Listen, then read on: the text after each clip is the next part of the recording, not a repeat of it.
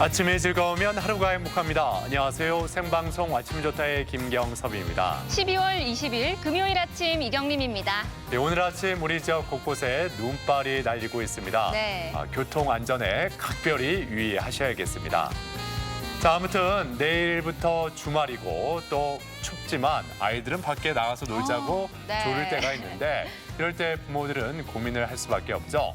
그런 고민거리를 해결할 수 있는 방법이 하나 있는데 바로 내일부터죠. 대전 엑스포 시민광장에 야외 스케이트장이 개장을 합니다. 그렇습니다. 2월 중순까지 이어지고요. 또 야외 스케이트장 외에도 다채로운 프로그램이 마련되어 있다고 합니다. 민속 썰매도 즐길 수가 있고요. 또 컬링도 체험할 수 있다고 하죠. 그래요. 특히 내일은 개장을 축하하는 의미로 피겨 갈라쇼도 펼쳐진다고 하니까 함께 하시면 색다른 경험을 할 수 있을 것 같습니다. 맞습니다. 단 월요일이 휴장이니까요. 참고해 주시고요. 또 충남 지역에 한 군데도 소개를 해드릴게요. 여름바다의 백미 대천해수욕장 머드 광장에서는요. 스케이트 테마파크장이 열린다고 합니다. 이 300m가 되는 아이스 튜브 슬라이드가 설치된다고 하는데 생각만 해도 짜릿하죠. 저도 한번 타보고 싶은데요. 네. 예. 아무튼 이렇게 큰돈 들이지 않고 가족이 함께 할 수 있는 그런 공간들이 우리 지역에 많이 있으니까 이 겨울의 참맛을 함께 해보시면 좋겠습니다. 네. 자, 그럼 오늘 날씨부터 먼저 알아보죠. 강혜라 기상캐스터. 네, 강혜라입니다. 네, 오늘 아침 우리 지역 눈발이 날리는 곳들이 있는데 언제까지 눈발이 날릴지 또 춥습니다. 이 추위는 언제까지 이어질지 날씨 전해주시죠. 네, 현재 우리 지역에 약하게 눈이 날리거나 비가 내리고 있는 곳이 있습니다. 이 눈비는 오늘 오전 중에 모두 그치겠는데요. 다만 도로 곳곳이 얼어붙을 수 있어 미끄럼 사고에 주의하셔야겠습니다. 현재 기온은 대전이 0.6도로 어제 같은 시각보다 2도 정도 높은데요. 하지만 한낮에는 4도 선에 머물면서 어제보다 춥겠습니다.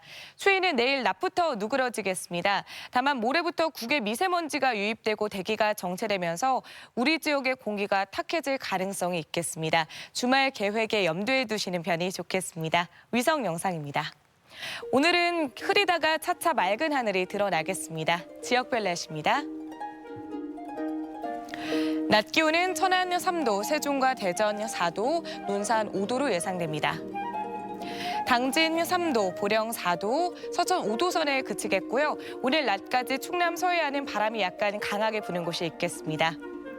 파도는 모두 1.5m 안팎으로 낮게 일겠습니다. 주말 날씨입니다. 내일은 추위가 차츰 풀리겠고요. 다음 주 월요일과 수요일에는 비가 내릴 전망입니다. 날씨였습니다.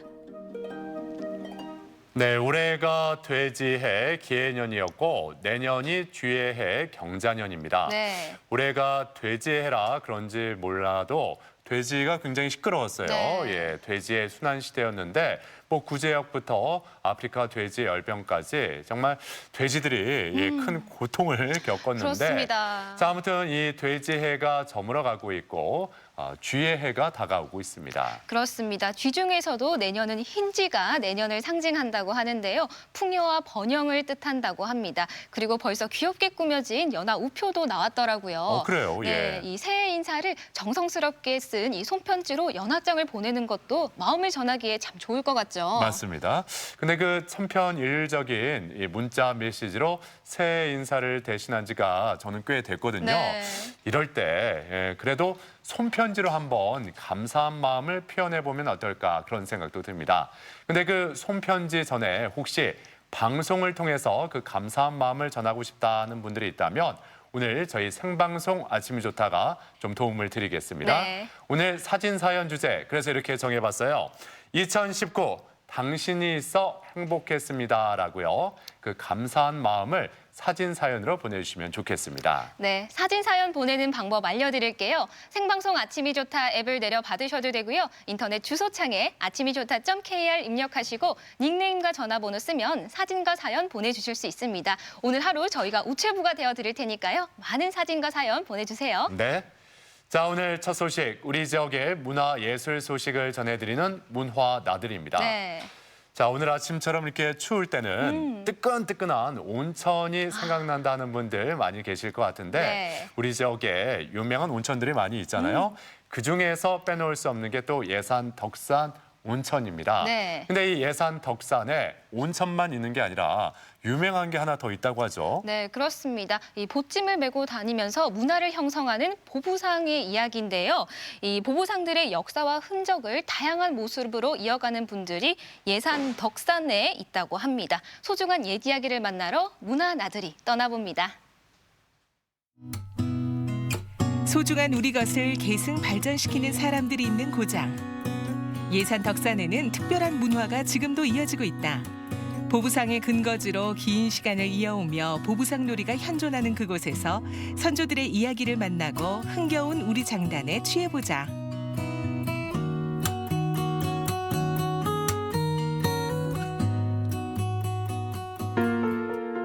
보찜을 들고 다니던 보상과 등짐 장수를 뜻하는 부상을 합친 말 보부상. 고려 조선시대 상업활동의 중심축으로 나라 곳곳을 누비며 그들만의 문화를 형성했고 특별한 놀이도 만들게 됐다.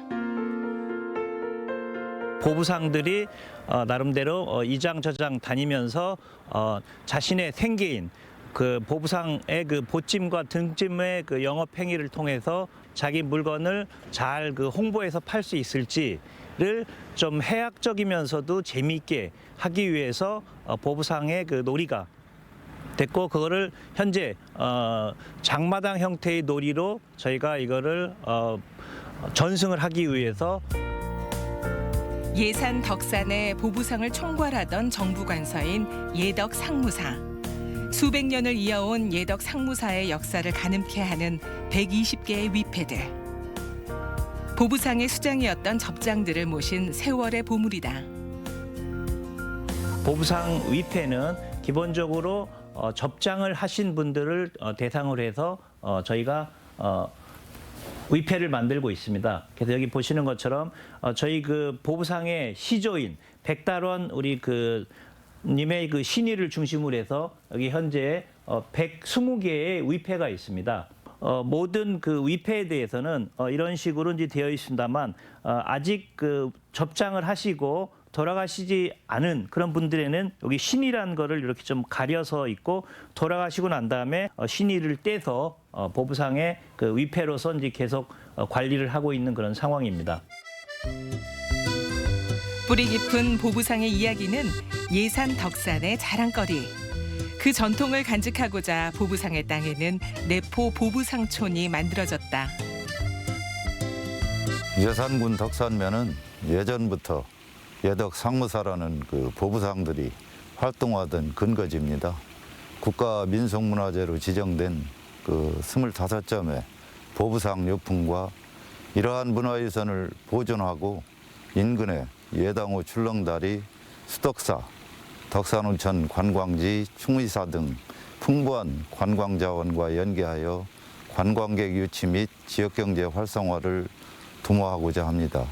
2013년 문화재청으로부터 국비를 지원받는 등 사업을 추진하게 되었습니다. 전시관, 장터마당, 놀이마당 등 보부상 문화를 보고 느끼는 장소이자 다양한 체험 공간으로 채워지는 내포 보부상촌. 내년 상반기 정식 개장을 앞두고 막바지 공사가 한창이다. 저희가 개관 예정일은 그 내년 4월 말경으로 그 운영 준비 중에 있습니다.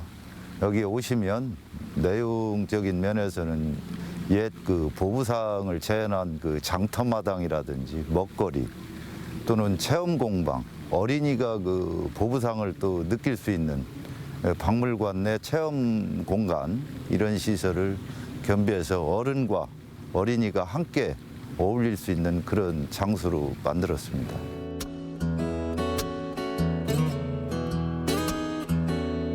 페랭이 모자를 쓰고 지게를 찌고 진보다리까지 챙겨 분주하게 움직이는 사람들.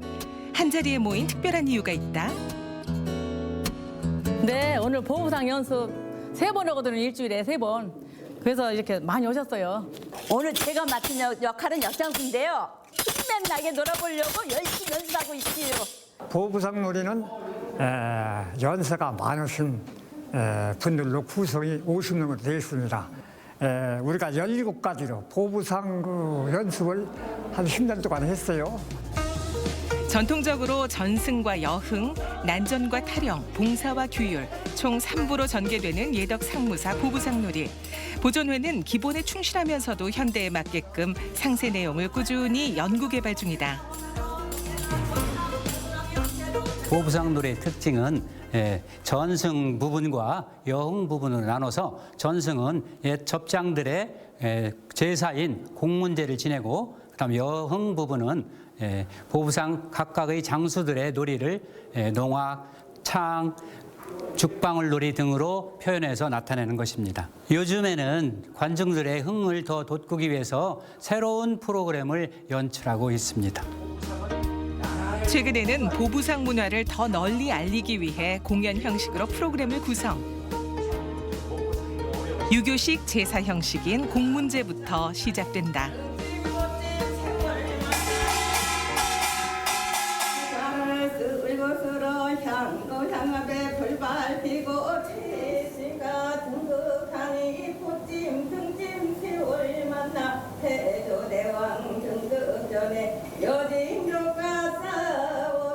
이 2박 3일 혹은 1박 2일 할 것을 우리가 자주 관객에게 보여줘야 되기 때문에 그걸 집약해서 약 30분 연출하다 보니까 상당히 어려움이 있어요. 그래서 이제 현재 계시는 이 회원들 분께서 조금 젊은 분들을 젊어져야 좋으니까 좀 젊은 분들을 많이 영입을 해서 했으면 좋겠다.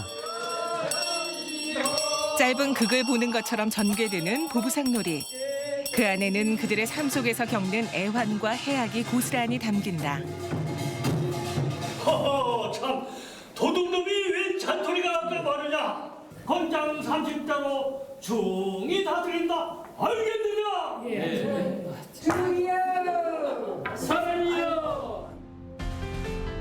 2017년 대한민국 최고 기록 인증 및 도전 한국인 페스티벌에서 수상의 영예를 안았던 예덕 상무사의 공연. 다양한 무대에 오르는 동시에 전수 활동 그리고 국경을 넘나들며 해외 교류 활동에도 열심이다.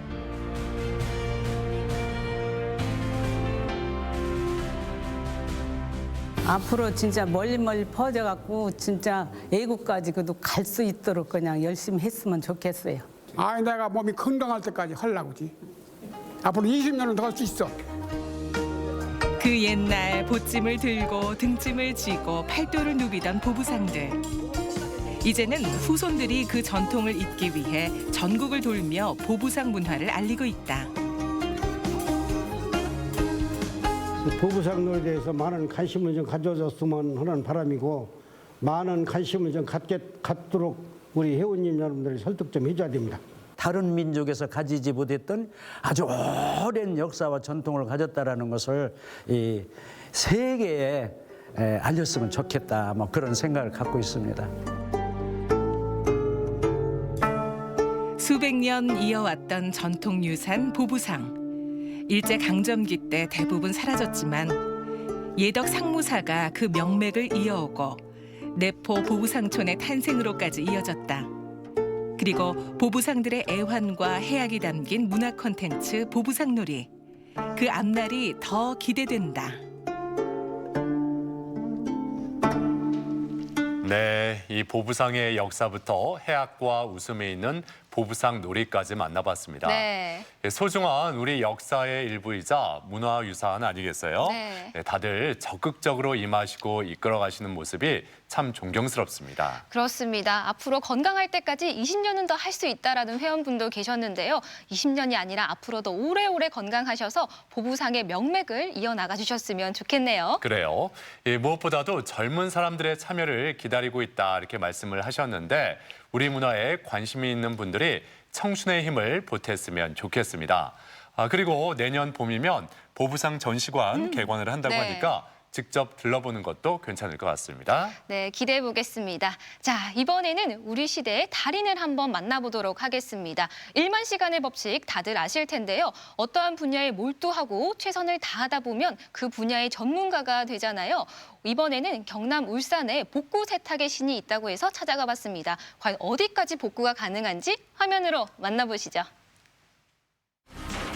옷에 묻은 오염물, 오래된 얼룩으로 입지 못하는 옷 언제까지 묵혀두실 건가요? 여러분을 위해 죽은 옷도 살려낸다는 세탁의 달인을 찾았습니다. 오염물 묻은 옷, 얼룩덜룩 가방도 그의 손길이 닿으면 제대로 깨끗해진다. 집안에 박혀있는 골칫덩이 옷 걱정은 이제 그만. 죽은 옷도 살려내는 신의 손을 지금 공개합니다. 뭐 넣어놨는 거 있는데. 여기 이거 논산. 여기도 있어. 안녕하세요, 사장님. 네네. 여기 세탁의 달인이 있다고 해서 찾아왔는데 혹시 사장님 맞으세요? 뭐 세탁의 달인이라기보다는 세탁 복원을 전문으로 하고 있는 사람은 맞습니다.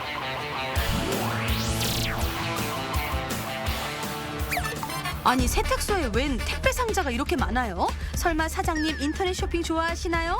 이 정체불명의 상자로 말할 것 같으면 바로 전국 각지에서 온 세탁물들인데요. 다른 세탁소에서는 살리지 못한 옷이 마지막으로 달인을 찾아온 거죠. 동네 고객은 물론 다른 세탁소에서 의뢰할 정도로 실력이 보통이 아니라는 달인. 이런 달인의 인기 비결은 옷, 가방, 신발 등 어떤 상태도 원상복구가 가능하다는데 정말로 진짜로 가능하세요? 필요하시면 충분히 제가 그 복원 작업 과정을 한번 보여드릴 수 있습니다. 네. 첫 고객은 겨울 필수 아이템 코트. 보관 중에 옆 어깨 라인 쪽에 자외선이 지속적으로 쪼여서 지금 허옇게 탈색이 되어 있는 상황입니다. 이 상황을 이제 보색 복원으로 해서 새옷같이 한번 복원하여 보겠습니다. 이건 물감 같은데요? 세탁 복원이 아니고 염료로 복원하는 거예요. 그럼 염색을 하는 거는요? 그렇죠. 염색을 먼저 하고 그 다음 순차적으로 색상을 이제 맞추어 나가는 그런 작업입니다. 겨울 의류는 재질이 까다로워 관리가 힘들잖아요. 하지만 그의 손에 들어가면 어떤 옷도 문제없죠. 코트처럼 염료의 색상을 맞춰 보색 작업을 할 경우는 말처럼 쉽게 한 번에 끝나는 게 아닌데요. 여러 번 색을 입히고 말리는 작업을 반복해 복원이 됩니다. 지금 1차 공정이 이제 완료된 상황인데 2차 마무리는 또 건조가 좀 더 된 상황에서 이제 나중에 진행을 그렇게 하겠습니다. 코트 복원이 끝났는데요. 어머나 어디가 탈색됐던 부분이에요? 말 안 하면 새 거 같은데요. 이 악성 황변이라 하죠. 누렇게 된 거. 두 번째 손님 황변으로 모실게요. 옷 종류에 따라 세탁 방법이 다르듯 어떤 옷에 어떤 얼룩을 빼느냐가 세제도 천차만별. 옷의 상태를 파악하고 진단을 내린 후 그에 맞는 세제 처방을 내립니다.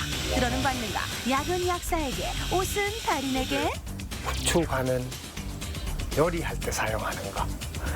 이 과탄산 가루를 갈기 위해서는 이게 굉장히 쉽더라고요. 수많은 실패를 통해 본인만의 세제 조합을 만든 달인.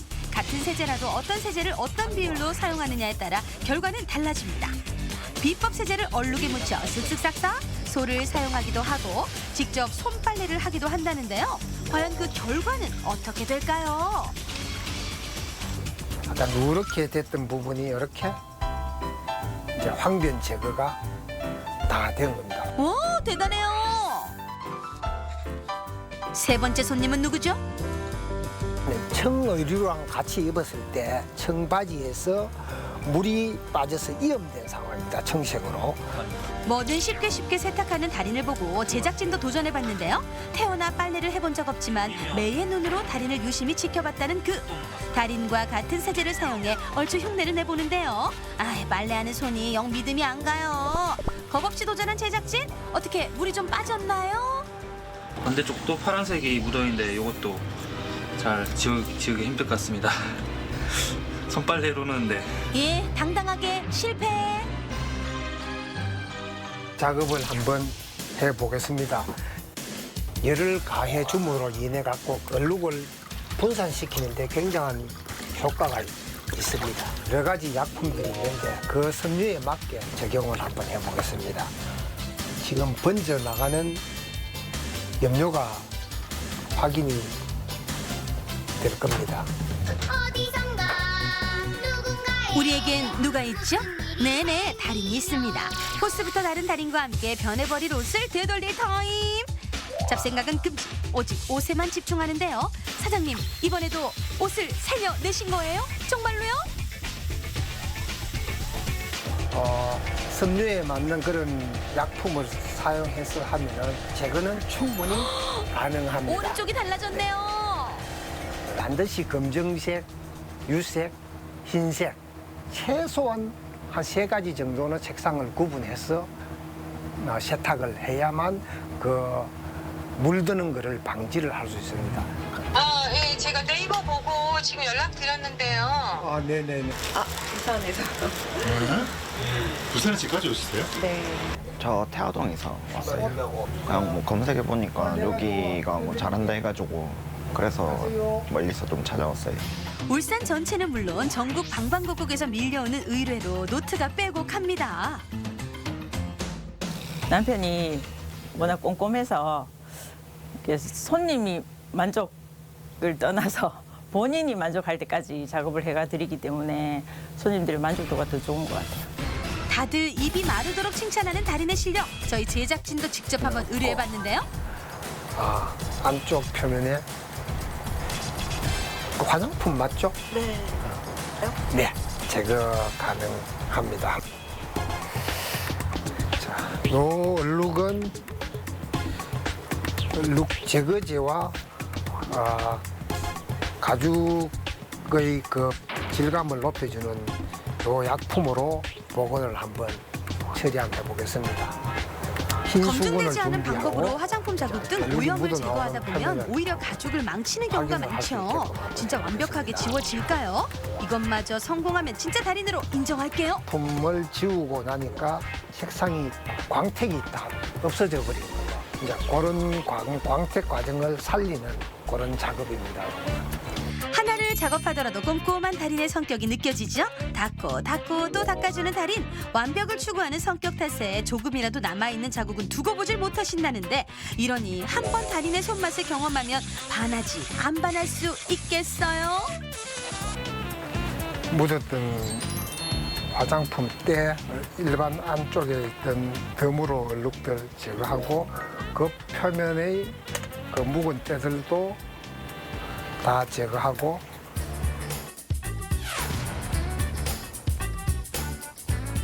(91년도부터) 세탁업에 이제 입문을 하였죠.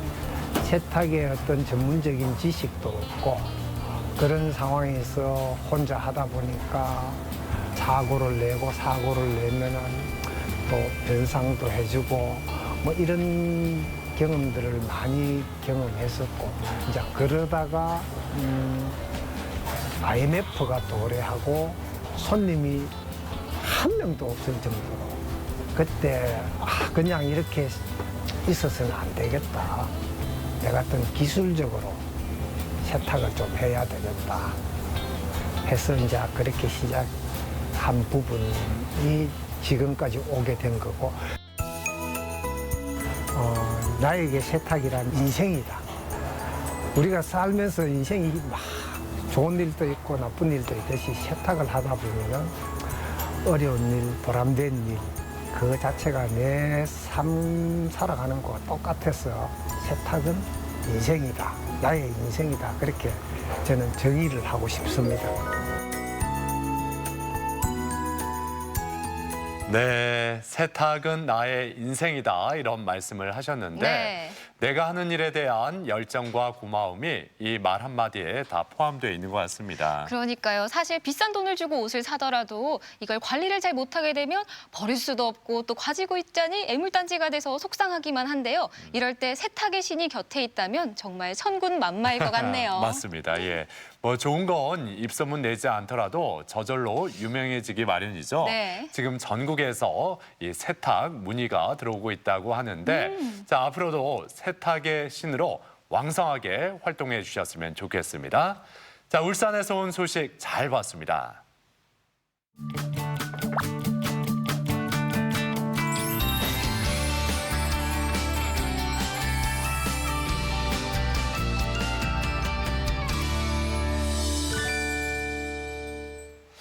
얼마 전 의학 관련 기사를 하나 봤는데 네. 단일 사망률 1위, 장애 발생률 1위, 무서운 질환이라는 타이틀과 함께 제 눈에 들어온 이 한 줄이 있었습니다.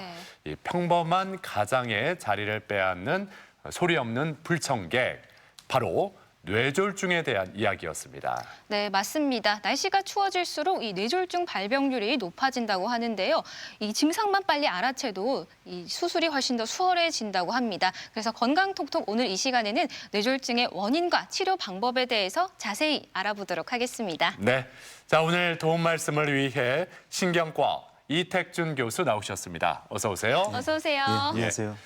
자, 이렇게 추운 겨울철이 되면 중장년층의 뇌졸중 발생 위험이 높아진다 이런 이야기를 많이 하는데 많은 분들이 그 뇌졸중으로 알고 있는 네. 이 질환, 원래는 뇌졸중이 정확한 표현 아니겠습니까? 이 뇌졸중 어떤 질환인지부터 좀 짚어주시죠. 여러 질환이 무슨 증이 있다 이렇게 얘기를 하니까 뇌졸증으로 이렇게 알고 계시는 경우도 있는데 정확한 명칭은 뇌졸중이고요. 그러니까 뇌의 기능이 갑작스럽게 정지가 되는 뇌에 문제가 생기는 그런 병인데 갑작스럽게 정지가 되는 원인이 뇌의 혈관의 원인입니다. 뇌의 혈관이 갑자기 막히게 되고 갑자기 터지게 되면은 뇌로 가는 혈류가 공급이 안 되겠죠. 그러니까 뇌가 먹고 살려면은 결국 혈류가 가서 뇌에 산소도 공급해야 되고 여러 가지 영양 성분을 공급을 해야 되는데 그게 갑자기 안 되니까 뇌가 기능이 정지 상태에 빠지게 되고 뇌는 여러 가지 기능들을 담당하는데 뭐 사람이 움직이고 하는 그런 것들, 말하고 이런 것들입니다. 이제 그런 것들이 갑작스럽게 안 돼서 반신마비라든지 몸의 한쪽에 감각이 둔해진다든지 아니면 말이 안 나오는 언어 장애가 생긴다든지 하는 그런 증상들을 그런 병을 우리가 뇌졸중이라 이렇게 얘기할 수 있고요.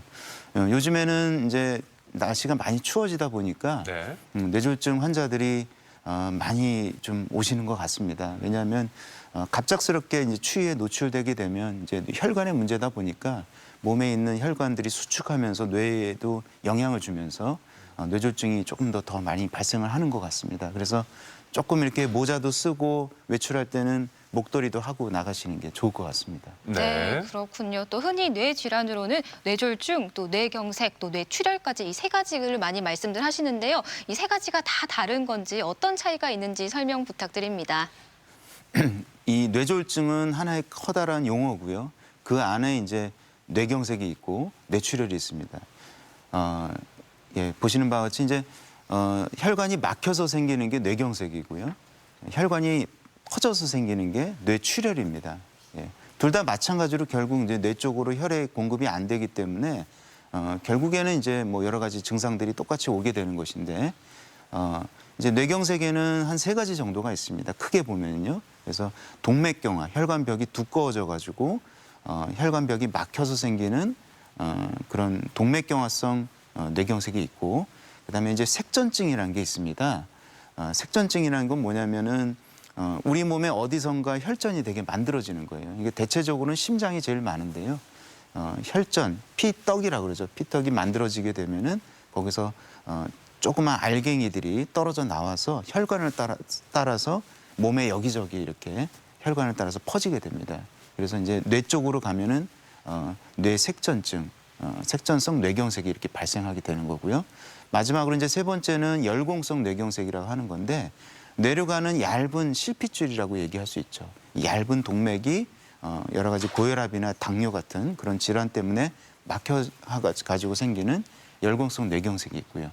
그렇습니다. 그리고 뇌출혈은 2가지 종류가 있는데요. 뇌 자체 뇌에 생기는 뇌내 출혈이 있고 그다음에 이제 지주막하 출혈이라고 하는 게 있는데 지주막하라는 게 뭐냐면 뇌가 있고 뇌를 둘러싼 경막이 있는데 그 사이에 뇌척수 액으로 둘러싸인 공간이 있습니다. 그 공간에 혈관에 이제 볼록하게 튀어나오는 동맥류라고 하는 것들이 생길 수가 있거든요.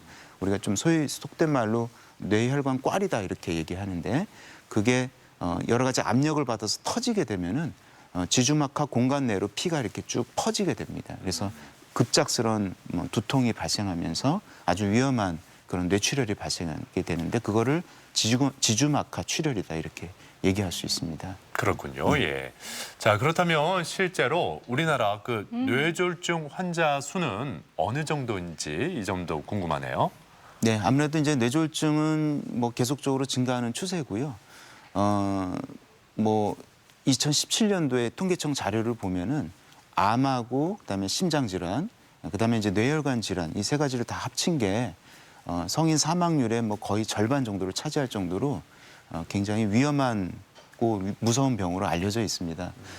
뇌졸중이 이제 저희가 이제 대한 뇌졸중 학회에서 역학조사를 했는데 2014년도 자료를 보면은 뇌졸중 유병률이 대략 19세 이상의 성인에서 약 한 1.7% 정도 유병률이 되고요. 실제 그 숫자는 2014년 기준으로 69만 명 정도 됩니다. 남자가 좀 더 많고 여성이 조금 더 적습니다. 예. 그리고 이제 나이가 들수록 아무래도 뇌졸중에 올 위험성은 높아질 수밖에 없습니다. 그래서 75세 이상 되는 노령의 나이에 대략 젊은 나이하고 비교를 좀 해보면 55세를 기준으로 해서 55세 이하하고는 약 한 13배 정도 75세에서 뇌졸중이 잘 발생하는 걸로 돼 있고 55세에서 75세 사이의 인구하고 비교해 봤을 때는 75세 이상에서 약 2배 정도 뇌졸중이 잘 생기는 걸로 되어져 있기 때문에 연세가 들어갈수록 뇌졸중이 올 위험성은 높아진다고 볼 수밖에 없습니다. 그렇군요. 예. 그런데 이렇게 뇌졸중이 오기 전에 몇 가지 신호가 온다고 들었어요. 전조 증상에 대해서도 설명을 부탁드립니다. 사실 이제 그 뇌졸중의 증상이 오게 되면은 이미 뇌에 피가 안 가서 뇌 허혈 증상이 오게 되는 것이기 때문에 엄밀하게 얘기하면 뇌졸중의 전조 증상이라는 것은 사실은 엄밀하게는 맞지 않는 말이지만 어쨌든 약간의 증상들이 좀 있을 수가 있습니다. 그리고 이제 확연하게 증상이 나타날 수가 있게 되겠죠. 그래서 이제 몇 가지 증상들을 대표적인 증상을 말씀을 드리면 이렇게 사진에도 보일 수 있겠지만 얼굴이 갑자기 이제 마비가 된다든지 몸의 한쪽에 마비가 됩니다. 편측 마비라고 하는데 오른쪽이면 오른쪽, 왼쪽이면 왼쪽, 팔, 다리에 감각이 둔해진다든지 아니면은 몸을 움직이지 못하는 그걸 마비증이라고 하는 거죠. 그리고 이제 뇌 장애가 오는 거기 때문에 언어 장애가 올 수 있습니다. 그래서 하려는 말이 자꾸 이렇게 말이 안 된다든지 아니면은 이제 상대방의 말을 알아듣지를 못하고 엉뚱한 얘기를 갑작스럽게 한다든지 그다음에 이제 걸을 때 이제 비틀비틀하고 균형을 못 잡는다든지 물체가 둘로 보인다든지 그리고 이제 갑자기 아까 지주막하 출혈이라고 말씀을 드렸는데 갑작스럽게 꽝 하고 터지듯이 우리가 이거를 벼락성 두통이라고 얘기를 하는데요. 마치 벼락 치듯이 이렇게 머리가 아프다고 하는데 이런 경우에도 이제 뇌졸중 증상을 생각할 수 있겠고요. 뇌졸중은 혈관이 갑작스럽게 막히는 거기 때문에 이러한 일련의 증상이 갑자기 와야 되는 거고요. 뇌로 가는 피가 전부 다 안 가는 게 아니기 때문에 갑자기 뭐 의식이 떨어져서 쓰러지거나 뭐 이런 경우는 뇌졸중 증상으로 보기는 어렵습니다. 그래서 국소적인 뭐 반신마비라든지 언어마비라든지 이런 국소적인 증상이 갑작스럽게 발생했을 때 우리는 뇌졸중을 의심할 수 있는 증상이라고 볼 수 있습니다. 예. 네. 제가 뭐 처음에 시작하면서 이 뇌졸중, 소리 없는 불청객 뭐 이런 표현도 했었는데 앞서 말씀하신 그런 전조 증상 없이 무증상으로 나타나는 뇌경색도 있다 이런 이야기를 들었는데 이건 어떤 건가요? 그러니까 무증상 뇌경색이라고 하는 건 뭐냐면 이게 앞에 이제 무증상이란 말이 붙었지 않습니까? 예. 그러니까 요즘 시대가 많이 발달하고 경제 수준이 높아지면서 많은 분들께서 이제 건강검진도 하시고 또 뇌사진을 좀 많이 찍게 됩니다. 그러니까 특히 이제 MRI도 이제 많이 찍으시게 되는데 그러면은 별다른 내 몸에 증상이 없는데도 뇌경색의 흔적이 뇌 MRI나 이런 쪽에서 발견되는 경우가 있습니다. 이 사진에도 보이시는 바와 같이 이렇게 하얗게 보이는 부위가 뇌가 이렇게 주름지듯이 꾸불꾸불하게 있는데 그 안에 하얗게 보이는 부위가 있는데 별다른 증상이 없는데 사진을 찍어보면 저렇게 보이는 경우도 있습니다. 대개 이제 저런 경우는 뇌로 가는 얇은 혈관, 그래서 이제 대개 이제 3에서 15mm 정도 되는 얇은 혈관이 막히는 경우가 거의 대부분이고요. 물론 이제 증상이 없습니다. 그리고 이제 저런 경우는 이제 보통 보고에 따라서 좀 차이가 많이 나지만 대개 5에서 한 40% 정도까지도 이제 보고가 될 정도로 좀 흔하게 발견될 수 있는 소견이라고 볼 수 있습니다. 네. 뭐 말씀 들어보니까 이 무증상 뇌경색 더 위험할 것 같다라는 생각이 먼저 들거든요. 네. 예. 임상적으로 어떤 의미가 있을까요? 비록 증상은 없지만 예. 저런 것들이 있는 분들한테 아무래도 뇌졸중이 올 위험성이 좀 높다고 볼 수 있습니다. 대략 한 2배 정도 이상 높을 수 있고요. 특별히 이제 혈관성 치매라고 하는 그 치매의 위험성도 대략 한 2배 정도 높다고 볼 수 있습니다.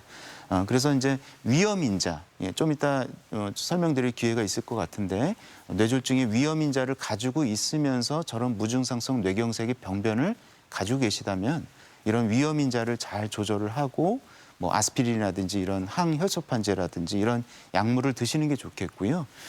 다만 이제 무증상성 뇌경색의 흔적은 있는데 별다른 위험인자가 없고 건강하게 잘 사시는 분들은 아직까지는 여기에 대한 특별한 어떤 연구 결과는 있지는 않습니다. 어떤 조치를 취해야 되는지에 대해서는요. 아, 그렇군요. 예. 네. 그리고 이런 뇌졸중 질환은 뭐니 해도 이 골든 타임이 가장 중요하다고 들었는데요. 이 재빠른 치료가 필요할 텐데 이 골든 타임은 어느 정도고 또 어떻게 대처해야 할까요? 먼저 앞서서 말씀드렸지만 뇌경색의 전형적인 여러 가지 증상들을 일단 잘 숙지하고 있는 게 중요할 것 같습니다.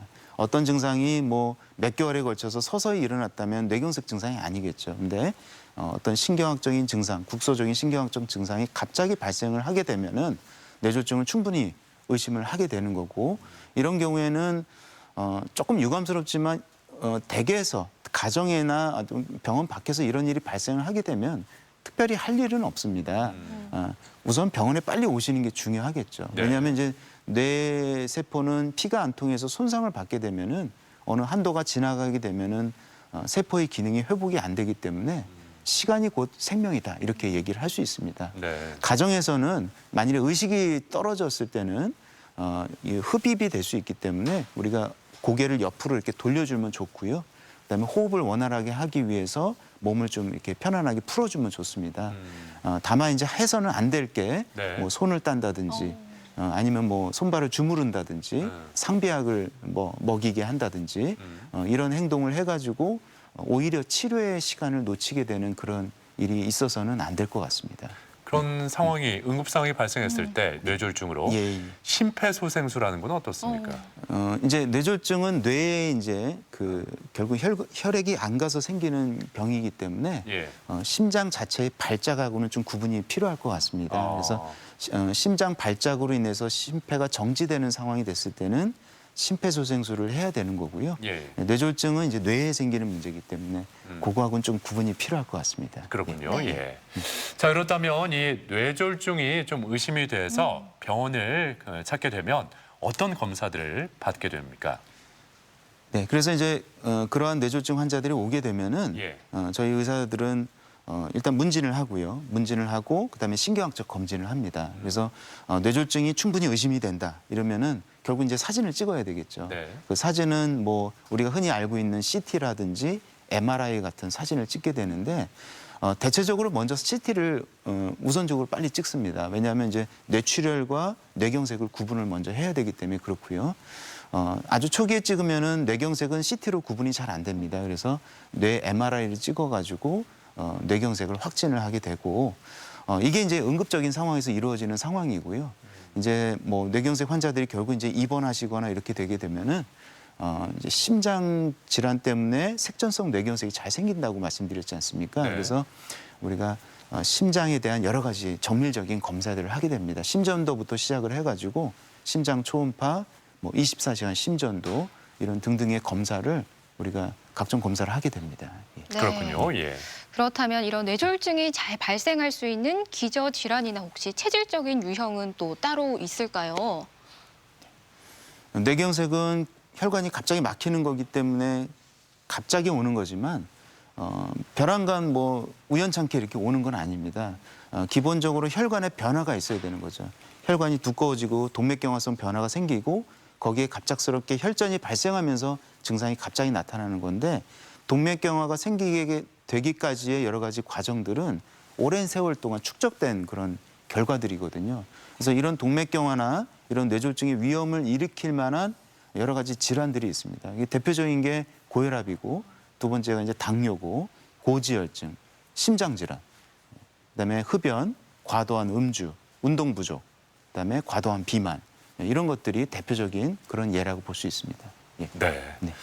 이 뇌졸중, 이 뇌출혈과 뇌경색으로 나뉘고 또 그 뇌출혈과 뇌경색 또 여러 가지 종류가 있다 앞서 말씀을 해주셨는데 그렇다면 치료 방법도 다양하게 나뉠 수밖에 없는 건지 어떻습니까? 그러니까 뇌경색과 뇌출혈을 결국 나눠서 말씀을 드릴 수밖에 없는데요. 예. 뇌경색이 우선 좀 더 훨씬 더 흔합니다. 뇌경색이 더 잘 발생을 하기 때문에 뇌경색을 먼저 말씀을 드리면 막힌 혈관은 열어줘야 되는 게 유일한 치료인 거죠. 그렇죠. 예, 제때 못 열어주면은 결국 후유증이 남을 수밖에 없는 건데요. 열어주는 치료를 우리가 주사제로 쓰게 돼서 그걸 혈전 용해술이라고 이렇게 얘기를 합니다. 골든타임 내에 오셔야 되고 대체적으로 증상이 발생하고 이 혈전 용해제가 투여되기까지 그 시간이 있는데 그 시간이 보통 4.5시간이거든요. 네. 그래서 적어도 병원에 3시에서 4시간 사이 안에는 증상이 발생하고 오셔야 되는 거고요. 그래야만 혈전 용해제를 투여하면서 우리가 죽어가는 뇌 세포를 살릴 수가 있습니다. 혈전 용해제를 투여하는 경우도 있고 또한 또 요즘에 이제 24시간까지도 많이 확대가 됐는데 실제로 이제 혈관 내로 들어가서 어떤 관이라든지 이런 것들이 들어가서 혈전을 제거하는 또 혈관을 이렇게 팽창시켜주는 그런 시술을 받기도 합니다. 예. 그리고 이제 뇌졸중이 또 점점점 심해지는 경우도 있고 또 새로운 뇌경색이 또 발생을 재차하는 경우도 있습니다. 그럴 때는 이제 여러 가지 예방 치료, 항응고제라든지 항혈소판제 같은 그런 예방약을 쓰기도 합니다. 그리고 이제 뇌출혈 같은 경우에는요. 피가 이제 터지게 되면 결국 그 안에 피가 굳어지면서 혈종이 생기게 되거든요. 이 혈종 때문에 여러 가지 증상들이 야기하게 되고 또 뇌로 이제 혈류가 결국 공급이 안 되기 때문에 또 여러 가지 신경학적 증상이 나타나기 때문에 혈종은 뭐 다 수술로서 제거하는 건 아닙니다. 그러나 어쨌든 혈종의 어떤 위치라든지 크기라든지 환자분의 신경학적 상태, 환자의 의식 상태에 따라서 혈종을 제거하는 수술을 받기도 하고요.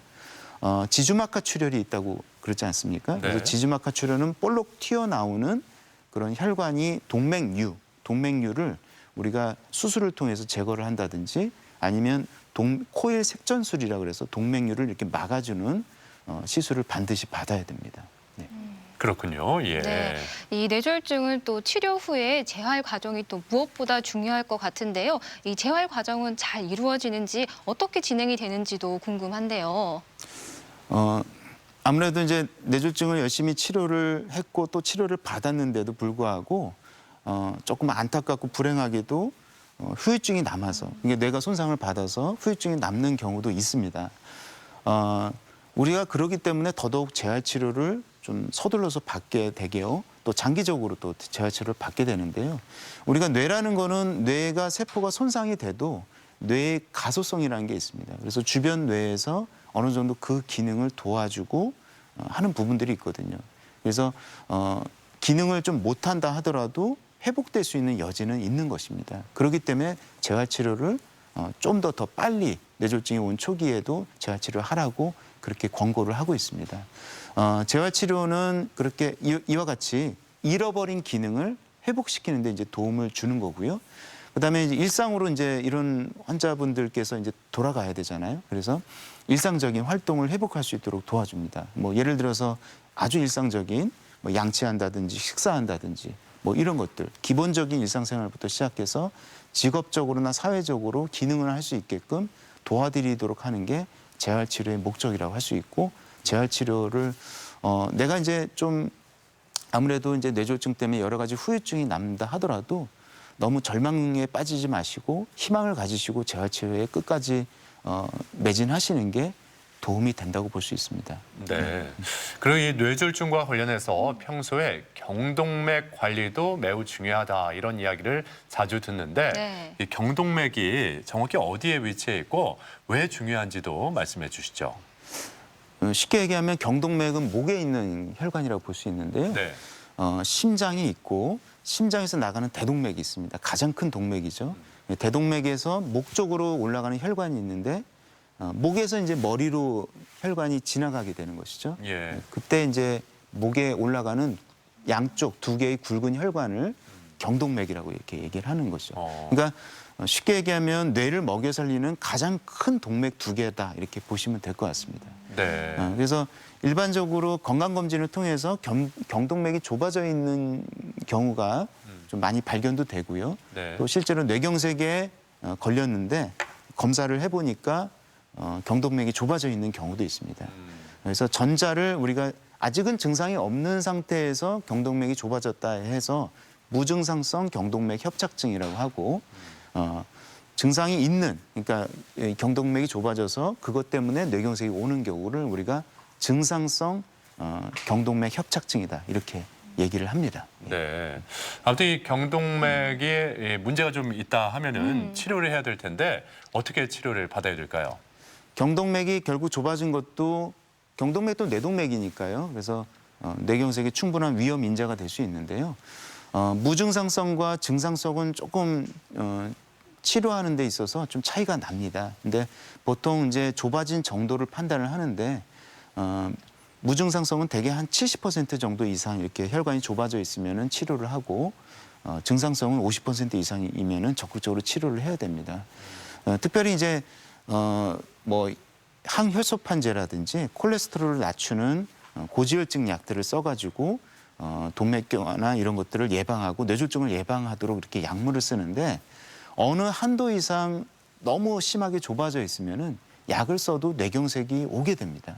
그래서 이 혈관을 인위적으로 넓혀주는 시술이나 수술을 받게 됩니다. 그래서 지금까지 알려진 많은 연구 결과들을 종합해 봤을 때는 대략적으로 한 70% 정도 이상 되면은 그런 시술이나 수술을 해가지고 혈관을 넓혀줘야 되고요. 물론 약물 치료도 동행을 해야 되고 다만 이제 그런 아주 이 기준들을 절대적으로 적용을 하면 안 되고요.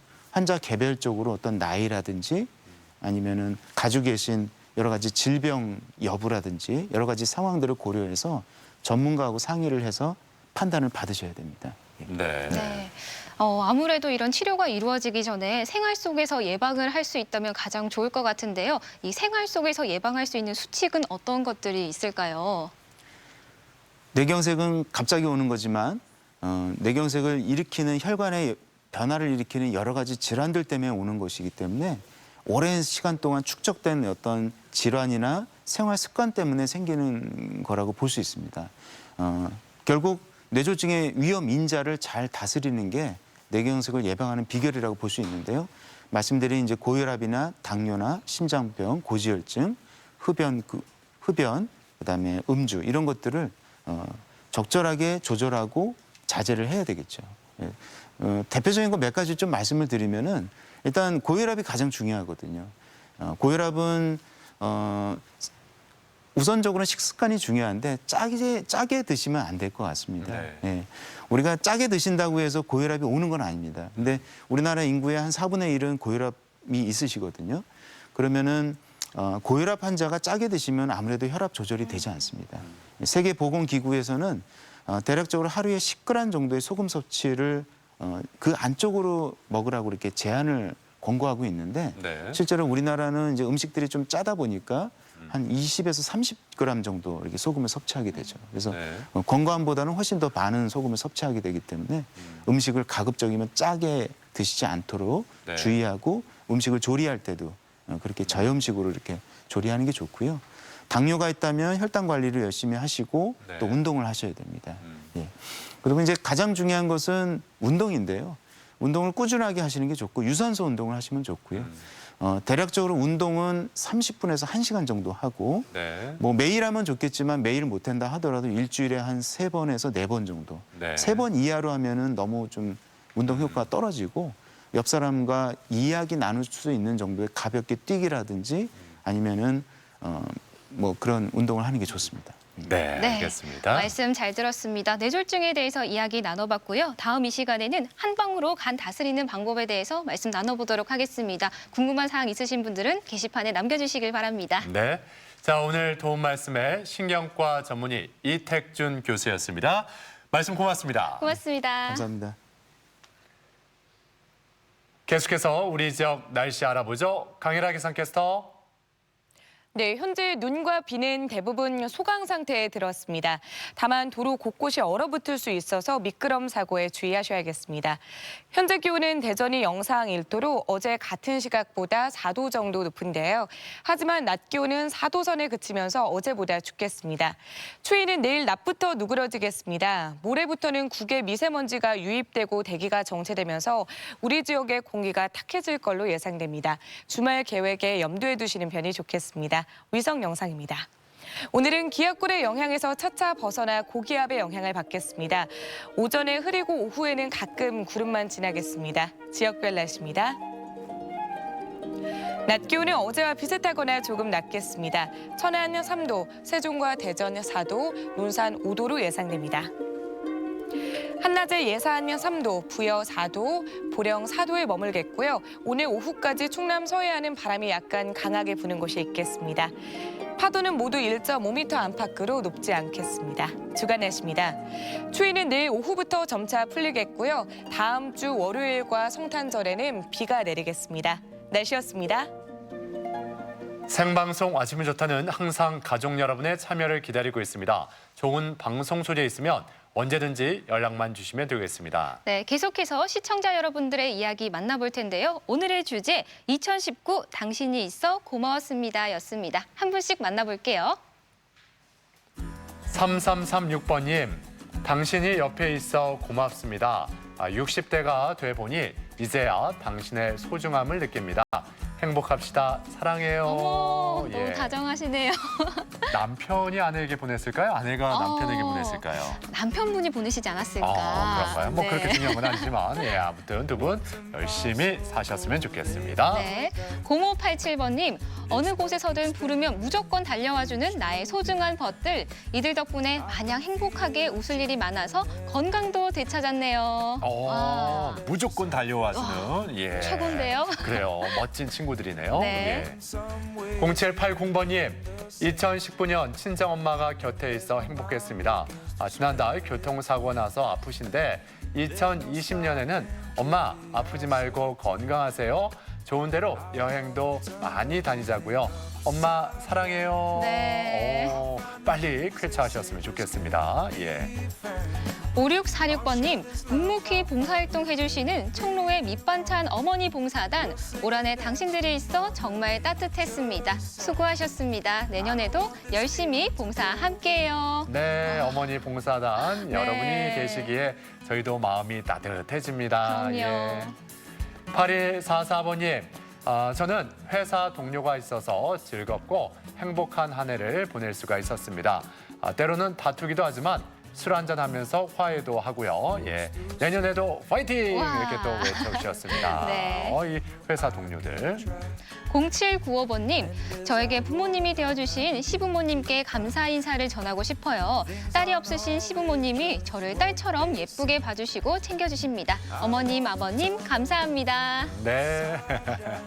자, 이렇게 한 해를 돌아보면 감사한 분들이 참 많아요. 네. 예, 앞서 말씀드린 대로 단순히 그냥 문자 메시지가 아니라 예, 소중한 마음을 손편지로 네. 한번 전해보는 것도 괜찮을 것 같습니다. 예. 네. 자, 오늘 이렇게 사진 참여해주신 모든 분들께 감사드립니다. 네. 예. 계속해서 우리 지역 문화 행사 소식 전해드립니다.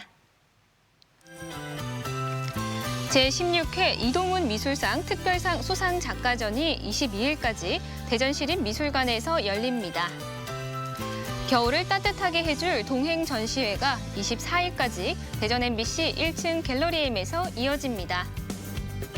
2019 무형문화전수학교 결과 전시회는 25일까지 대전 전통나래관 기획전시실에서 펼쳐집니다. 마을회관 건립을 위한 주민들의 하신리 마을장터가 내일 오전 11시부터 공주시 반포면 하신리 마을회관에서 마련됩니다. 2019 대천 겨울바다 사랑축제가 28일까지 대천해수욕장 분수광장 일원에서 펼쳐지고 서울 팝스 오케스트라와 함께하는 2019 송년음악회가 28일 오후 5시 천안 예술의 전당 대공연장에서 열립니다. 우리 지역의 문화행사와 함께 즐거운 시간 만들어 가셨으면 좋겠습니다. 예로부터 밤이 많이 생산되는 예산 대륜리. 물 맑고 공기 좋은 이곳에 마을 주민 절반 이상이 귀촌한 인구라고 합니다. 원주민과 귀촌인들이 즐겁고 행복하게 만들어가는 마을 살리기 프로젝트. 월요일 마을 탐구 생활에서 만나볼게요.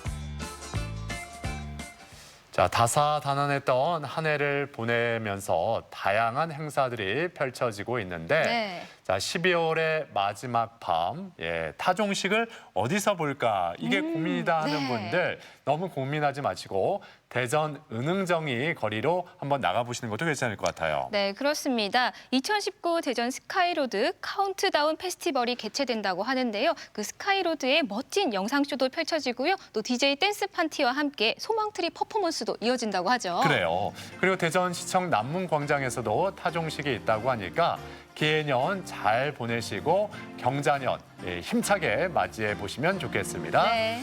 저희는 다음 주 월요일 아침 8시 30분에 다시 인사드리죠. 함께해 주신 여러분 고맙습니다. 고맙습니다.